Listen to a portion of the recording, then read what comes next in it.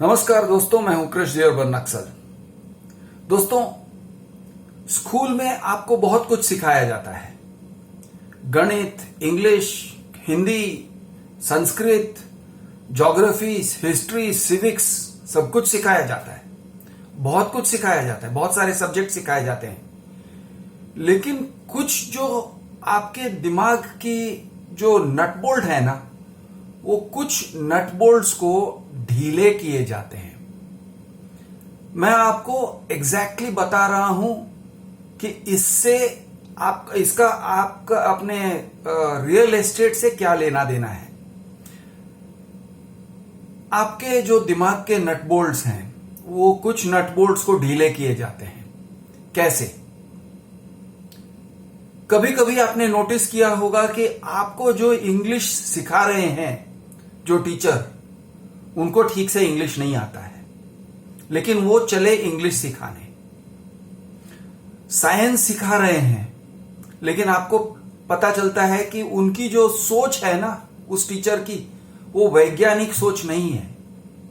वो तरह तरह के धार्मिक या सुपरस्टिशियस, अंधविश्वास वाली बातों में मानते हैं और फंसे हुए हैं, और आपको ये दिखेगा। सिविक्स में हमें जो संविधान के बारे में सिखाते हैं, उनकी सोच संवैधानिक नहीं है। वो अथॉरिटी में एक तरह का अंधविश्वास रखते हैं, और ये आपको दिखाई देता है। और आप ये भी देखते हो कभी कभी कि आपके टीचर शायद आपके प्रिंसिपल से ज्यादा जानते हैं, लेकिन इसके बावजूद प्रिंसिपल गलत बात करेंगे, टीचर सही बात करेंगे, लेकिन yes ma'am, yes sir, yes ma'am, yes sir करते करते प्रिंसिपल की बात मानी जाएगी, टीचर की बात नहीं मानी जाएगी। कभी कभी आप देखोगे कि विद्यार्थी टीचर से ज्यादा जानते हैं, प्रिंसिपल से ज्यादा जानते हैं। टॉपिक पर तो जानते ही हैं, लेकिन टॉपिक को छोड़ के भी जो रोज का जो व्यवहार है, जो घर्षण होते हैं, कभी टीचर के साथ, कभी प्रिंसिपल के साथ, कभी दोस्तों के साथ, कभी स्कूल के पियोन के साथ, तो उसमें कभी कभी बच्चे भी सही पढ़ते हैं, लेकिन बच्चों को सही नहीं ठहराया जाता है, और टीचर और प्रिंसिपल को सही ठहराया जाता है। स्कूल के अथॉरिटीज को सही ठहराया जाता है। तो बच्चे क्या सीखते हैं? बच्चे ये सीखते हैं कि शायद सच नहीं है, या शायद सच का इतना इंपॉर्टेंस नहीं है लाइफ में। शायद झूठ और अथॉरिटी ज्यादा इंपॉर्टेंट है।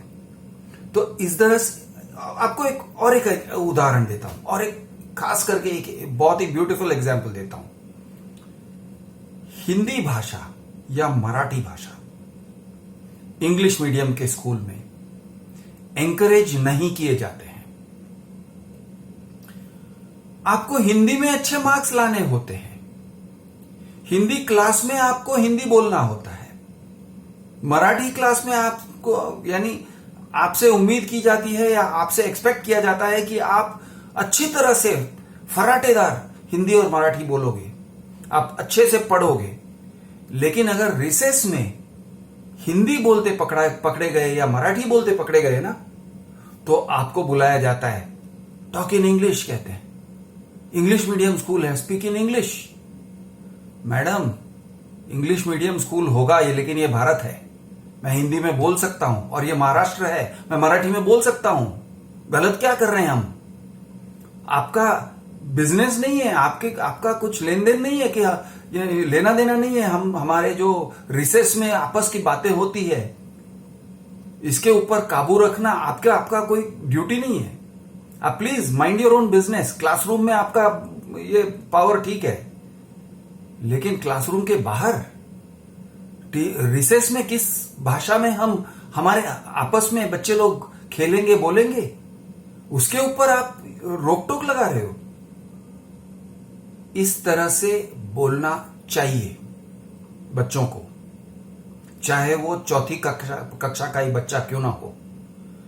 लेकिन बच्चे बोलते नहीं है, बच्चों को डांट पड़ती है, बच्चों को पनिशमेंट मिलता है। स्पीकिंग इन हिंदी नाम से ये रिमार्क लिख देते हैं कैलेंडर में, speaking in Hindi, speaking in Marathi, या फिर ऐसे लिखेंगे नॉट स्पीकिंग इन इंग्लिश। अरे भाई इंग्लिश बोलो लेकिन हिंदी भी बोलो ना, बोलते सीखो ना। तुम रोज की जिंदगी में हिंदी बोलते नहीं सीखोगे या मराठी बोलते नहीं सीखोगे तो सिर्फ आप टेक्स्ट बुक से ही बोलोगे, उतना ही हिंदी और मराठी काफी है क्या? लेकिन बच्चे लोग बहस नहीं करते हैं, और बहस इसलिए नहीं करते हैं क्योंकि वो जानते हैं कि सच्चाई, ट्रूथ का कोई मतलब नहीं है। टीचर्स के साथ बात करने के टाइम सच और झूठ की जो परिभाषा है वो कहीं भी नहीं है। तो ये बात हम स्कूल से सीख के आते हैं। अब इसका दुष्परिणाम क्या होता है?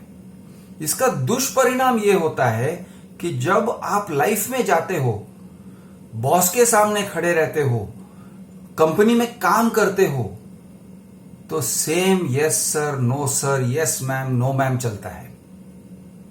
और आपकी जो सोच है, क्रिटिकल थिंकिंग, जो एक तेज दिमाग होना चाहिए, तेज मतलब चाकू की धार की तरह तेज होना चाहिए कि भाई ये सच है, ये झूठ है, सच है, झूठ है। जो सच है उसको इज्जत दो, जो झूठ है, जो गलत है, गलत बात है, उसको बाजू में फेंक दो, मत चलाओ। ये जो आपके अंदर जो इंडिपेंडेंट स्पिरिट होना चाहिए उसको क्रश किया जाता है स्कूल और कॉलेज में। आप झूठ को चलाना सीख लेते हो। जैसे हम नकली नोट को चला लेते हैं ना, यार ये नकली नोट है लेकिन दे देना दूसरे को, अपना प्रॉब्लम क्या है, नुकसान क्यों करना है। 100 रुपए का किसी ने गलत नोट दे दिया, उसको फाड़ो मत, उसको बैंक में मत दो, उसको चला लो, आगे चला लो। इस तरह से हम झूठ को चलाते हैं। अब चलाते चलाते हम सच क्या है, झूठ क्या है, भूल जाते हैं। दोस्तों ये सब मैं क्यों कह रहा हूं? अब मैं आता हूं टॉपिक पर, रियल एस्टेट। रियल एस्टेट के जो एडवर्टीजमेंट्स होते हैं उसमें अक्सर झूठ लिखा जाता है। ब्रोशर जो होते हैं झूठ दिखाते हैं, झूठा पिक्चर है। कहते हैं dream home, your dream house, your dream flat, your dream lifestyle, your dream club, your dream swimming pool. झूठ है, झूठ है। वाइड एंगल फोटोज लेते हैं छोटे घर को बड़ा दिखाने के लिए, छोटे स्विमिंग पूल को बड़ा दिखाने के लिए। वाइड एंगल फोटोज जो कि पिक्चर ही गलत दिखाता है। और फिर रजिस्टर्ड एग्रीमेंट के प्रोफोर्मा में लिखते हैं कि आपने हमारे ब्रोशर्स, हमारे एडवर्टीजमेंट, हमारे सेल्समैन की बातें और हमारे सेल्समैन ने जो समझाया या ऑफिस में जो भी समझाया सेल्स ऑफिस में, वो सब को आपने नजरअंदाज करके फ्लैट लिया है। यानी इसके ऊपर आपका फ्लैट लेने का या ये कोई आधारित नहीं है, वो डिसीजन आधारित नहीं है। और ये भी लिखवाते हैं अग्रीमेंट में, आप पढ़िए कि देखो भाई, अगर ब्रोशर में कुछ गलत लिखा हुआ है या किसी ने आपको गलत कमिटमेंट दिया है तो वो सब फिटूस।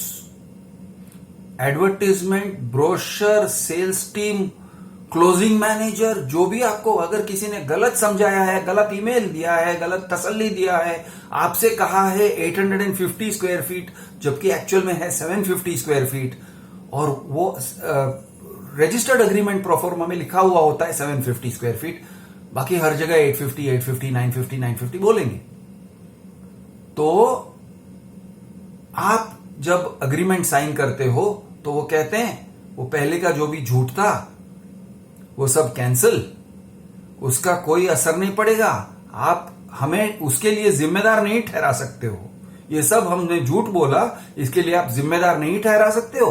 और आप अपनी होशो आवास में सब कुछ पढ़ के, बिल्डर का टाइटल और ये सब देख के, और बिल्डर के परमिशंस को समझ के, सब कुछ देख के, समझ के, बराबर से परख के आप ये अग्रीमेंट साइन कर रहे हो। और दोस्तों, आपके नट बोल्ट इतने ढीले हैं, आज भी है, कि लोग ऐसे अग्रीमेंट्स में जाकर साइन करेंगे, मैंने जो कहा अभी वो सब सुन के अनसुना कर देंगे, वो सुन के भी अनसुना करेंगे, वो देख के भी अनदेखा कर देंगे। मैं जो कह रहा हूं आज अभी एक कान में से जाएगा, दूसरे कान में से निकल जाएगा, और कल कोई मुझे फोन करके कहने वाला है, क्रिश मैं इस प्रोजेक्ट में, अंडर कंस्ट्रक्शन प्रोजेक्ट में फ्लैट लेना चाहता हूं, क्या ये फ्लैट ठीक है या नहीं है, ये सौदा करूं या ना करूं। मैं बहुत कंटाल जाता हूं ऐसे लोगों से यार, कह के थक जाता हूं। मैं सिंपली ये कहता हूं, 1 मिनट अग्रीमेंट जरा पढ़ोगे, अग्रीमेंट में ऐसे लिखा है। हां क्रिश वो सब तो ठीक है,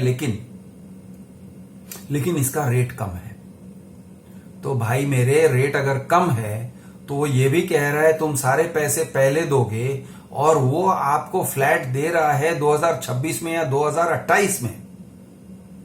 अगर दिया तो, अगर सही तरीके से सही सलामत आपको फ्लैट मिला तो। लेकिन आपके दिमाग में तो ऐसा है, अरे 2026 2028 क्या है, वो तो अभी कल है, परसों है। इस भावना से आप अंदर घुस जाते हो, या फिर कहते हो हाँ लेकिन 50% पेमेंट मेरा बाद में लेट करने को मिलेगा ना, मुझे भी सुविधा मिल रही है। अरे सुविधा तेरी ऐसी के तैसी, तुझसे झूठ पे साइन करवा रहा है, उसका क्या। तुझसे झूठ पे साइन करवा रहा है, और वो झूठ तुम्हारे पक्ष में नहीं है भाई, वो तुम्हारे अगेंस्ट का झूठ है।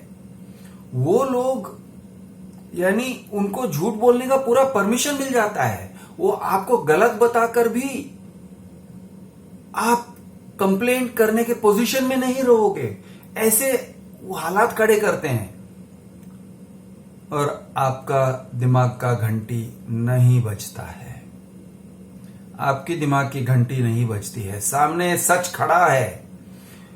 अग्रीमेंट में ये तक लिख देते हैं कि देखो भाई, हम आपके साथ अग्रीमेंट में उतर रहे हैं। मैं आपको एग्जांपल दे रहा हूं, चलो रुनवाल या गोदरेज के अग्रीमेंट आप देख लीजिए, पढ़ लीजिए। गोदरेज में भी होगा, रुनवाल में भी होगा, लोधा में भी होगा, और भी बिल्डर्स में है। ओके, वो क्या कहते हैं, कैसे कहते हैं? वो ये कहते हैं, देखो भाई आप अग्रीमेंट हमारे साथ कर रहे हो, हम फ्लैट टाइम पर दें या न दें, आप पैसे टाइम टू टाइम दोगे, और अगर टाइम टू टाइम नहीं दिया तो हम आपके ऊपर इंटरेस्ट और पेनल्टी लगाएंगे। कहते हैं, साफ भाषा में कहते हैं। आप पढ़ नहीं सकते हो, या आप पढ़ के भी अनजान होते हो, अनदेखा कर देते हो। नहीं सारे बिल्डर्स ऐसे ही कहते हैं। अरे भाई सारे बिल्डर्स ऐसे कहते होंगे, लेकिन फिर भी तो ये झूठ तो है ना, गलत तो है ना, तुम्हारे साथ एक गलत व्यवहार तो है कि नहीं। आप टाइम पर पैसे दोगे, पहले हफ्ते से वो आपके ऊपर चढ़ जाएंगे। नहीं, जैसे आपने टोकन दे दिया उसका मतलब आप उनके स्कीम के अंदर फंस गए। उसके बाद 10-15 दिन के अंदर वो आपके ऊपर प्रेशर डालना शुरू कर देंगे, और पैसे दो, और पैसे दो, और 2 लाख दो, और 5 लाख दो, और 10 लाख दो, अभी एग्रीमेंट करो, और ये लोन डिसबर्सल करो, या फिर और इंस्टॉलमेंट दो। आपके ऊपर प्रेशर ही प्रेशर, धाड़ धाड़ धाड़ धाड़। ये होने के बावजूद आप कहते हो नहीं कृष, लेकिन वो सब ठीक है, फिर भी जैसा भी हो मुझे वो फ्लैट लेना है। मैं सोच रहा हूं, मुझे जरा बताओ ना ये ठीक है कि नहीं। और भी मैं झूठ पढ़ के उनको सुनाता हूं। मैं कहता हूं देखो भाई, 6 केसेस हैं, जमीन को लेके केसेस हैं, तरह तरह के केसेस हैं। हाई कोर्ट में केस है, सिविल कोर्ट में केस है, एसआरए में केस है, एसआरए के एपेक्स बॉडी में केस है, सारी जगह पे केस है। हाँ क्रिश, लेकिन हर एक एसआरए रिडेवलपमेंट में ये टाइप के केसेस होते हैं ना। फिर मैं और उनको समझाता हूं। मैं कहता हूं देखो भाई, इस पर आपको लोन मिलेगा इसकी भी गारंटी नहीं है। बिल्डर कह रहा है कि अगर नहीं भी मिला तो भी आप जिम्मेदार हो इंस्टॉलमेंट भरने के लिए। आपका लोन अप्रूव नहीं हुआ तो वो आपकी फाड़ के ले लेगा। वो टोकन, बुकिंग अमाउंट सब कुछ खा जाएगा, ऐसे वो कह रहा है, साफ सामने से कह रहा है, तो भी आपके खतरे की घंटी बजती नहीं है, आपको खतरे की घंटी सुनाई नहीं दे रही है। दोस्तों, कब सुनोगे खतरे की घंटी? वो साफ झूठ बोलते हैं। झूठ बोलने की पूरी व्यवस्था बना ली है, पूरी व्यवस्था है। कैसे? सेल्स, तो सेल्स वाला आपको मीठा मीठा बोलेगा, सब कुछ अच्छा अच्छा बोलेगा सर ये भी सही, वो भी सही, आपके लिए सर ये रूल लागू नहीं है, आपके लिए सर वो रूल लागू नहीं है, डोंट वरी, आप टेंशन मत लो, आप स्वाइप करो। आपने स्वाइप कर दिया, उसके बाद सेल्स वाला कभी आपको सामने से मिलने वाला नहीं है। आप फोन करोगे, आपका फोन काट देगा। फिर अगर उसने 10वें बार में आपका फोन उठाया तो वो कहेगा सर आपका कोई प्रॉब्लम है तो अब आप मेरे साथ पास बात मत करिए क्योंकि मैं सेल्स हूं, अब आप कस्टमर सपोर्ट के साथ बात करिए, कस्टमर रिलेशनशिप मैनेजमेंट के साथ बात करिए। फिर वो किसी और के पास आपको ढकेल देता है। अगर आपको पता चला कि जो सेल्स वाले ने कहा है वो गलत था, कस्टमर रिलेशंस वाला कहता है सर वो सब ठीक है लेकिन आप पैसे भरो, वो सब ठीक है, उसने जो भी कहा वो सब छोड़ो, बाजू में रखो, आप टाइम टू टाइम पैसे भरो, वरना हम आपके ऊपर इंटरेस्ट लगा देंगे, वरना हम कैंसिल भी कर सकते हैं सर और आपके सारे पैसे चले जाएंगे, ऐसे मत करो। ये टाइप का व्यवहार होता है। मैं बार बार कह चुका हूं, बार बार कहते रहता हूं। जो लोग मेरे चैनल देखते हैं, जो लोग मेरे ऐसे बहुत सारे वीडियोस देख चुके हैं, वो मुझे फोन करके कहते हैं क्रिश मैंने आपके सारे वीडियोस देख लिए, मैं बहुत बड़ा फैन हूं, मुझे अच्छा लगता है। मैं कहता हूं थैंक यू सर, आप बहुत सारे लोगों को बचा रहे हो, बहुत सारे लोगों को बचा रहे हो, बहुत सारे लोगों के पैसे आप वापस दिला रहे हो। मैं कहता हूं वेरी गुड, थैंक यू, अच्छा लगा सुन के। फिर वो कहते हैं सर पुणे में मैं ये प्रोजेक्ट में पैसे डाल के बैठा हूं, गए महीने में मैंने टोकन स्वाइप किया, अब आप मुझे बताइए ये अच्छा प्रोजेक्ट है या नहीं है। मैं ऐसे लोगों से क्या बोलूं, यानी हंसू या रोऊं, वो फंसे हुए। टोकन डाल दिया है, बुकिंग अमाउंट दे दिया है, अग्रीमेंट करने जा रहे हैं, तभी उनकी दिमाग की घंटी बजी। अब वो मुझे फोन करते हैं क्रिश मैंने आपके बहुत सारे वीडियोस देखे हैं। मैंने बोला ये वाले वीडियोस देखे जिसमें मैं कहता हूं कि अंडर कंस्ट्रक्शन में मत जाओ। हाँ ना क्रिश, लेकिन क्या करें, अंडर कंस्ट्रक्शन तो सस्ता है और रेडी पोजीशन महंगा है।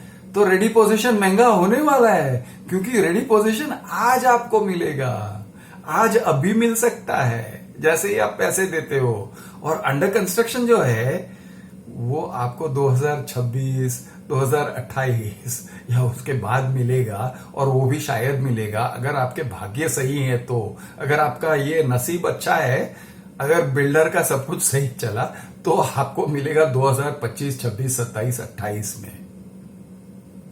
फर्क है कि नहीं? जो चीज आज मिल रही है उसका कीमत ज्यादा होगा ऑब्वियसली। जो चीज 27, 28 में मिलने वाला है लेकिन उससे लिए आपसे पैसे पहले ले रहा है, उसके लिए फायदा ही फायदा है। वो क्यों नहीं थोड़ा सा सस्ता करेगा ताकि आप अंडर कंस्ट्रक्शन में चले जाओ। आप इन दोनों की तुलना कैसे करते हो यार? अंडर कंस्ट्रक्शन और रेडी पोजीशन की तुलना कैसे करते हो? एक चीज आपको 2025, 26, 27, 28 में मिलेगा, शायद मिलेगा। दूसरी चीज आज मिल रहा है, देखने को मिल रहा है, उसके अंदर घूम के देखो, तसल्ली कर लो कि यही चीज है, यही फ्लैट है, और फिर लो, वो आज मिल जाएगा। आप अगले हफ्ते या अगले महीने में आप उसके अंदर मूव इन कर सकते हो। उसकी कीमत ज्यादा है तो आपको आश्चर्य क्यों होता है? खाली है क्या? नहीं समझ में आ रहा है? अंडर कंस्ट्रक्शन एक सपना बेच रहा है। अंडर कंस्ट्रक्शन में कुछ भी नहीं है। जमीन के ऊपर शायद होगा तो कुछ कोई स्ट्रक्चर खड़ा होगा जगह पे। 2026, 27, 28 के सपने दिखाते हैं। आप साइट पे जाते हो तो एक खड्डा खोद के रखा है और कहते हैं कि हमारा यहां पे अंडर कंस्ट्रक्शन है, और ये भी कह देते हैं, ये तक कह देते हैं बिल्डर कि हमारे पास सारे अप्रूवल्स नहीं आए हैं, एनवायरमेंट अप्रूवल लेने का था, नहीं आया है, अगर नहीं आया तो हम आपके पूरे पैसे वापस कर देंगे। वो ऐसे तो ऐसे भी लिख देते हैं कुछ कुछ बिल्डर्स, लेकिन ये काट के वो काट के जीएसटी काट के सब कुछ काट कूट के, और हमारा थोड़ा खर्चा हो गया वो भी काट के आपको दे देंगे, ऐसे लिखते हैं। वो भी आप अनदेखा करते हो, और उसमें भी आप टोकन दे देते हो, बुकिंग अमाउंट दे देते हो यार, और फिर मुझे फोन करते हो। क्या करूं? यानी आपका क्रिटिकल फैकल्टी कहां है भाई? स्कूल में नहीं सिखाया, लेकिन जिंदगी ने आपको कुछ सिखाया है ना या नहीं? लोग 25-26 साल तक, मैं समझता हूं, एक हद तक बच्चे रहते हैं, क्योंकि उन्होंने दुनिया नहीं देखा है। कॉलेज में से अभी अभी निकले हैं, क्या दुनिया देखेंगे? शायद 30 साल के इंसान को मैं कहूंगा कि हां, तू प्रॉपरली एडल्ट है, अगर उसको बराबर से एक्सपोजर हुआ है, उसने ठीक से दुनिया देखा है, और दुनिया के जो लेसन्स हैं उसने ग्रहण किया है, उसने समझ लिया है, तो शायद मैं कहूंगा मे बी 50-60% उसको समझ में आता है कि अब दुनिया क्या है। दुनिया में हर चीज जो है वो दिखता नहीं है, और जो दिखता है वो है नहीं, ऐसे करके समझ में आता है। लेकिन रियल एस्टेट सेक्टर में बाप रे बाप, 45 साल के लोग, 50 साल के लोग, 60 साल के लोग, खुद बिजनेस चलाते हैं ऐसे लोग, कुछ बहुत ही ऊंचे पेशेवर लोग, ऐसे लोग जिनको मैं कहूंगा, सर आप मुझे सर क्यों कह रहे हो? आपका पीएचडी है, मेरा कुछ भी नहीं है, मैं तो ग्रेजुएट हूं, आप पीएचडी हो सर, आपके नाम के सामने डॉक्टर लगता है, आप मुझे सर कह रहे हो, यार मत कहो। या बड़े बड़े इंडस्ट्रीज को चलाने वाले लोग, वो भी अग्रीमेंट को नहीं पढ़ते हैं, वो ये तक नहीं देखते हैं कि उन्होंने किस तरह से उनके साथ छल किया है, बिल्डर किस तरह से झूठ बोला है, झूठ पे झूठ बोला है, झूठ बोलने के पूरा व्यवस्था बना के रखा है। सेल्स, सीआरएम, सेल्स वाला क्या बोलता है, सीआरएम वाला क्या बोलता है, उसमें जमीन आसमान का फर्क है। जिस मिठास से सेल्स वाले आपके साथ बात करते हैं, उतने ही कड़वाहट के साथ सीआरएम वाले आपसे बात करते हैं। यानी आपको, मैं कहता हूं ना, गांड पे लात मार के बात करते हैं वो लोग।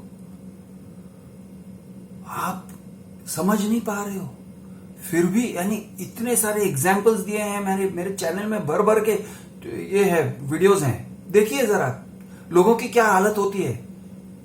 यानी बैंक्रप्सी के कगार पे लाके रख देते हैं। दोस्तों, क्रिटिकल फैकल्टी को यूज करो प्लीज। मैं हूं आपका दोस्त क्रिश द अर्बन नक्सल। जय महाराष्ट्र, जय हिंद, जय जवान, जय किसान।